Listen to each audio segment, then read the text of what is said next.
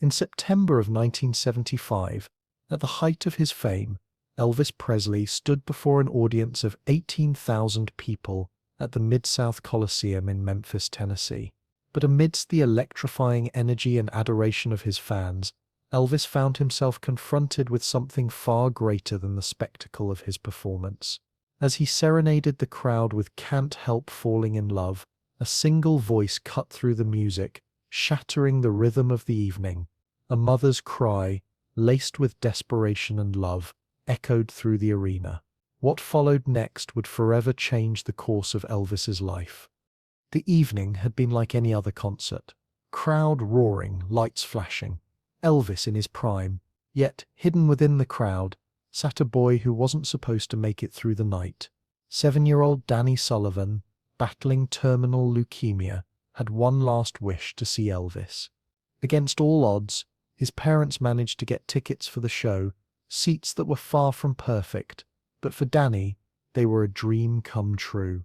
In that moment, as Elvis's familiar voice floated through the air, Danny's fragile body clung to life just long enough to experience the magic. But this wasn't just any concert. This was a moment when fate and compassion would collide, setting the stage for a life-changing encounter that transcended music and touched the very soul of a performer who had always been seen as larger than life. Elvis Presley was a name that rang out in every corner of the world, a symbol of fame, talent, and wealth. Yet beneath the glimmering surface of his public persona lay a man who in many ways was as vulnerable as those he performed for.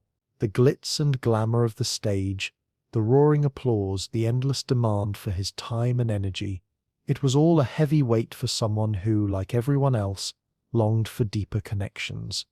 In the moments before the concert began, Elvis stood backstage, the noise of the crowd leaking through the walls of his dressing room. His body, accustomed to the constant pressure of public adoration, was now heavy with the knowledge of his own inner turmoil. The loneliness that crept in during the quiet hours, the exhaustion that followed nights spent performing, the complex layers of his personal life, all of these things clouded his mind as he prepared for yet another show. He was the king of rock and roll, but in many ways he was just a man who wondered, as so many of us do, if the love he gave through his music was enough. As Elvis looked at his reflection in the mirror, adjusting his clothes and making the final preparations for the night, he couldn't help but feel the pangs of isolation. How many people truly understood him? Beyond the persona of the rock star, how many had taken the time to see the real Elvis? The person, not the legend. Fame had its price. His life was a constant performance, not just for the cameras but for the world. And in the quiet moments when the lights were off and the applause faded, he wondered if he had become lost in the very thing that was meant to set him free. Despite the adoration of millions, there were nights when Elvis felt as though he was merely going through the motions. Was this what his life had become? An endless series of performances, each one more extravagant than the last. He loved music, loved performing, but sometimes he questioned if his presence had any real impact on the people who watched him. Could he ever be more than just a figurehead? A man whose talent was admired but whose soul was misunderstood. But tonight, as the crowd's energy began to build, something was different. A feeling stirred deep within him, an unspoken tension in the air. Elvis didn't know it yet, but the universe was about to present him with a moment of clarity. One moment that would challenge everything he thought he knew about himself, his music, and the power he held over the hearts of others. It would be a moment of profound realization, a lesson that would forever change him. The Midsouth Coliseum was alive with the hum of excitement, 1,000 voices echoing in unison, as fans eagerly awaited the next song. Elvis had already given his audience everything he had, his electric energy, his commanding voice. But tonight, there was a palpable shift. As he transitioned into "Can't Help Falling in Love," the tempo slowed and the room seemed to quiet. It was a song that had touched the hearts of millions, its tenderness resonating deeply with those who listened. Elvis stood at the center of the stage. The lights dimmed, his spotlight softened. His voice, so familiar, now took on an almost intimate quality as he sang the opening lines. "Wise men say, "Only fools rush in." The lyrics had always felt like a prayer to him, soft, emotional, and vulnerable. As he sang, he closed his eyes for a brief moment, allowing himself to get lost in the music. For Elvis, this song had always held a special place, a reminder of the quiet moments that grounded him in a world that often seemed to spin too quickly. But in the middle of the song, as his voice hung in the air, a sudden shout pierced the quiet. A woman's voice, cutting through the music like a blade. It was Margaret Sullivan, her voice trembling with the weight of a mother's desperate plea. "Elvis, please, my son is dying." Her words rang out, reverberating through the stadium, freezing the moment in time. The crowd, once buzzing with excitement, fell into an unnatural silence as they processed the gravity of what had just happened.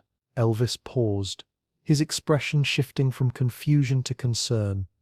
The music had stopped, and the spotlight that once illuminated Elvis now seemed to focus on this moment, this interruption. Elvis's mind raced as he tried to locate the source of the voice. The crowd held its breath, uncertain of what would come next. The tension in the air thickened, the weight of the moment sinking in. His eyes scanned the audience, and then he saw her, the woman standing with her son in her arms, tears streaming down her face. And there, in her arms, was Danny Sullivan. His frail body, barely able to hold itself upright, looked out at Elvis with a mixture of awe and pain. "What did you say, Margaret?" Elvis's voice was now softer, yet every word carried the weight of the situation. The desperation in Margaret's voice cut through him, urging him to act. "He's only got hours left. He just wanted to hear you sing," she cried. Danny, barely able to speak, managed to whisper through the pain, "I love you, Elvis." The simplicity of the words, spoken by a dying child, hit Elvis like a punch to the gut. For a moment there was nothing but the silence of the arena, the eyes of 18,000 people fixed on the stage. And then Elvis made a decision that would alter the course of the evening, and in many ways his life. "We're taking a break," Elvis said, turning to his band with a firmness that surprised everyone. There was no more show to be performed, no more songs to sing, not in the way they had planned. This was something far more important. The silence in the arena was deafening as Elvis walked off the stage. The applause, the cheers, the rhythm of the concert, all of it came to a sudden halt. In the midst of the frenzy of lights and sound, Elvis had made a choice to step away from the performance and address something far more significant. It was as if time itself had stopped. Elvis, usually the center of attention, now found himself in a position of humility. His purpose, for the first time in a long while, felt clearer than it ever had before. Backstage, Elvis moved with a purpose that surprised even his closest crew members. He spoke with the raw emotion of a man who had seen something that changed him. He didn't need to be told what to do. He knew what was at stake. "Get that family back here now," Elvis said to Joe Esposito, his road manager. The urgency in his voice was unlike anything anyone had heard before. Joe tried to resist, pointing out that they couldn't simply stop the show for a family. But Elvis, his voice now firm and resolute, interrupted him. "That little boy is dying. He came here to see me, and I'm going to make sure he gets more than just a glimpse." Within moments, security was escorting the Sullivan family to Elvis's dressing room. Danny, now barely conscious, was carried through the backstage corridors by his father. His body, drained by the relentless toll of his illness, could barely support him. But even in his weakened state, there was a fire in his eyes, an unmistakable light that had been sparked by the simple wish of hearing his idol sing. As Elvis walked into his dressing room, the atmosphere was completely different from the concert. Gone were the bright lights, the overwhelming noise, the eyes of thousands of adoring fans. In the intimate space of the dressing room, there was only Elvis and the Sullivan family. The weight of the world seemed to lift for a brief moment, as Elvis sat beside Danny, his heart heavy with emotion. "Hey there, Danny," he said softly, his voice thick with feeling. "Your mama tells me you like my music." Danny nodded weakly, a faint smile crossing his lips. His voice, barely a whisper, filled the room as he spoke. "I listen to Love Me Tender every night. It helps me not be scared." Elvis's heart ached at the simplicity of the words. In that instant, he realized something profound. It wasn't just about performing. It wasn't about the applause or the adoration. It was about making a difference in someone's life, about being there in the moment when it mattered most. "You know what, buddy? That Sip's my favorite song too," Elvis said, his voice cracking with emotion. "Would you like me to sing it just for you?" Keeney's eyes lit up. Despite the pain, the weakness, the exhaustion, he smiled, his fragile body somehow finding the strength to experience the joy of this moment. Elvis sat down beside him, without a microphone, without a stage. There was no audience, no flashing lights, only a man and a boy sharing a moment of raw, unfiltered humanity. Elvis sang Love Me Tender, more beautifully than he had ever sung it before, each word dripping with sincerity, each note filled with a quiet reverence.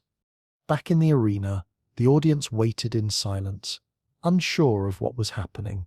Minutes passed, and the tension hung heavy in the air. Then Elvis reappeared on stage, but he wasn't alone. He carried Danny in his arms, the boy's frail form nestled against his chest. The sight of Elvis, usually larger than life, now holding a sick child, was a moment of profound vulnerability. "Ladies and gentlemen," Elvis said into the microphone, his voice thick with emotion, "I want you to meet my friend Danny Sullivan. Danny is 7 years old, and he's been fighting a battle that no little boy should have to fight. But you know what? Danny is braver than any of us. And tonight, Danny is going to help me finish this show." The audience, moved beyond words, erupted into applause, not the usual raucous cheering, but a quiet, respectful applause. It was a moment of reverence, of recognition, of human connection.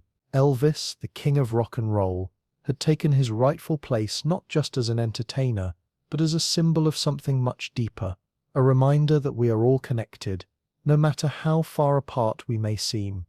As Elvis sat at the piano, Danny on his lap, he began to play Love Me Tender again. This time something extraordinary happened. Despite his frailty, Danny began to sing along. His small, weak voice blended with Elvis's powerful vocals, creating a harmony that filled the arena with a sense of quiet awe, and slowly, almost imperceptibly, the audience began to join in. What started as a duet between Elvis and Danny became a communal experience, 18,000 voices singing together, not in celebration of fame or music, but in honor of a dying boy's final wish.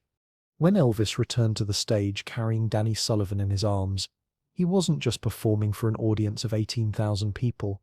He was performing for life itself, for the preciousness of every moment, for the sacredness of human connection, and for the understanding that sometimes we are given the rare opportunity to make a real difference in someone's life. As Elvis held Danny close, the roar of the crowd was replaced by something far more profound: respect, reverence, and an overwhelming sense of unity. For those brief moments, Elvis was not the king of rock and roll. He was a man, connecting with a little boy and his family in the most deeply human way possible. After the concert, Elvis spent an hour with the Sullivan family in his dressing room. It wasn't just the photos and the autographs. It was the way he listened, the way he cared. He promised to visit Danny in the hospital the next day, and as the night drew to a close, Elvis quietly reflected on the profound impact that Danny had had on him. He had come into the night expecting to give a performance, to entertain, something he had done thousands of times. But what he left with was something far more meaningful, a deep understanding of the power of his presence, the profound role his music played in people's lives, and the extraordinary gift of simply being there for someone when they needed it the most. For Danny, that night marked the beginning of something miraculous. His doctors couldn't explain it, but after that magical evening he held on longer than anyone had ever expected. 6 more months. 6 months that no one thought possible. 6 months filled with laughter, with joy, and with the love of his family. 6 months spent not in fear, but in peace.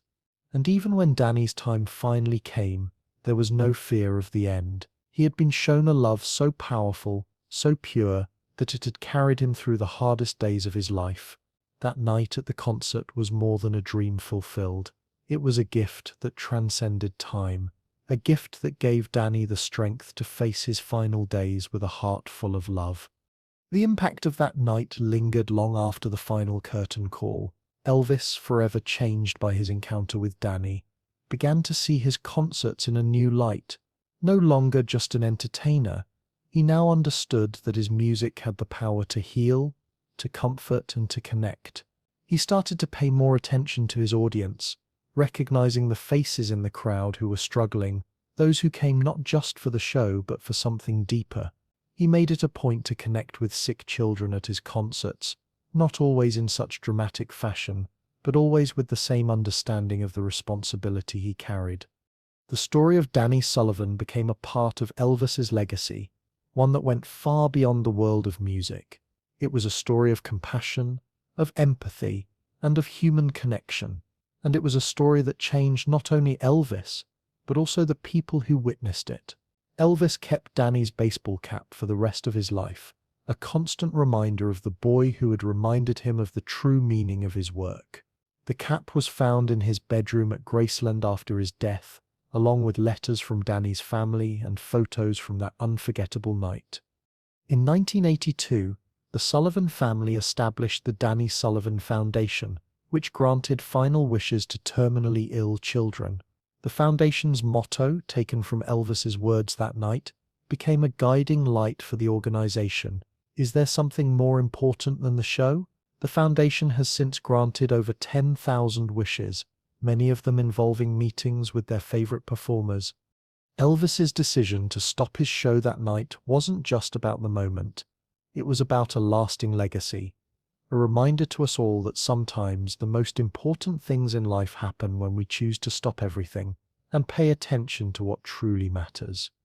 Elvis Presley's encounter with Danny Sullivan that fateful night in September 1975 stands as a testament to the power of human connection, empathy, and the healing force of music. In a world that often measures success by applause and accolades, Elvis was reminded of something far more meaningful. The true impact of his work was not found in the adoration of fans, but in the ability to touch someone's soul when they needed it most.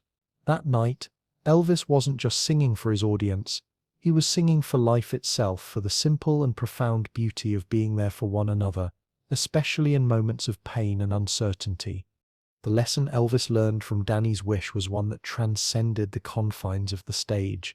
It reminded him and us that life is fragile, that time is precious, and that the greatest gift we can offer is not our fame or success, but our compassion and our presence. By choosing to stop his show, to hold a dying child in his arms, and to sing a song of love and tenderness, Elvis gave Danny something that no medicine could: peace, love, and the strength to face the end without fear. For those who witnessed it, the night Elvis stopped his show for a sick child became more than a legendary moment in rock history. It became a reminder that we are all connected, that our actions, no matter how small, can have a profound impact on the lives of others. It is not fame or fortune that defines us. It is how we use what we have to lift others, to make their lives a little brighter, a little easier. As you reflect on this incredible story, think about your own life. Have you ever had a moment when someone's kindness or presence changed your perspective? How has empathy shaped the way you engage with others? Elvis's journey that night showed us that sometimes the most important moments are those when we stop everything and choose to be there for someone else. Music, art, and human connection have the power to heal, to comfort, and to bring us together in ways we never expected. If this story moved you, take a moment to reflect on how you can bring that same compassion into your own life. Share this video with someone who might need a reminder that love and kindness have the power to transform lives. Let us know in the comments. Have you ever witnessed a moment when someone stopped everything to help another person? Share your story with us.